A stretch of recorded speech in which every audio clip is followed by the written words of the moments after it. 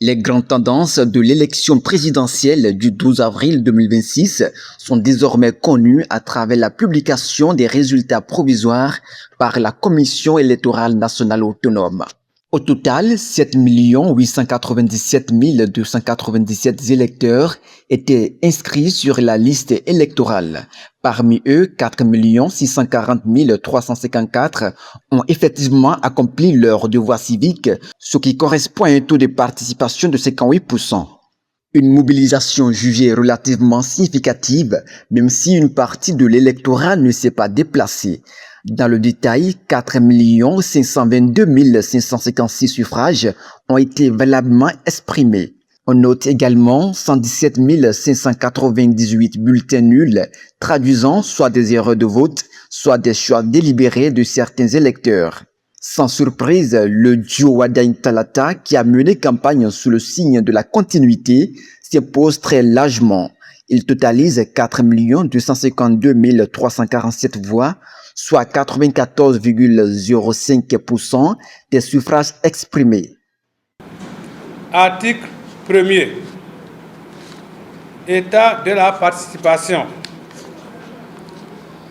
L'état de la participation au scrutin du 12 avril 2026, établi sur la base de 90,55% des résultats traités, est arrêté comme suit. Nombre d'électeurs inscrits 7 897 287. Nombre de votants 4 640 354. Suffrages valablement exprimés 4 522 756.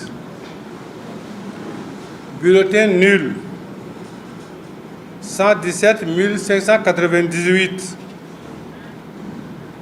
Taux de participation 58,75. Article 2. Proclamation des résultats provisoires par duo. Sous réserve de la proclamation des résultats définitifs par la Cour constitutionnelle,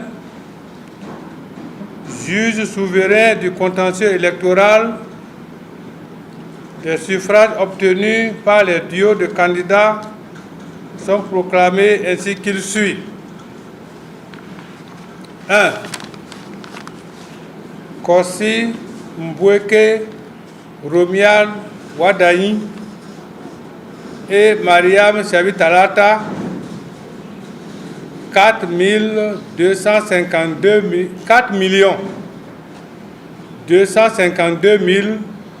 347 voix, soit 94,05%.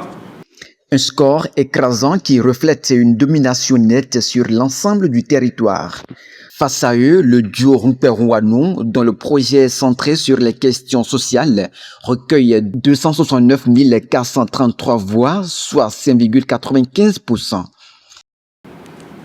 Paul Rumper et Roch Judicaël Mouanou, 269 433 voix, soit 5,95% des voix. Ces résultats provisoires consacrent donc une victoire sans appel du duo Wadain Talata, en attendant leur confirmation officielle par l'institution chargée de proclamation des élections, la Cour constitutionnelle. Dans les prochains jours, les regards resteront tournés vers les institutions en charge de la validation définitive dans un contexte où l'opinion nationale et internationale suit de près l'évolution du processus électoral.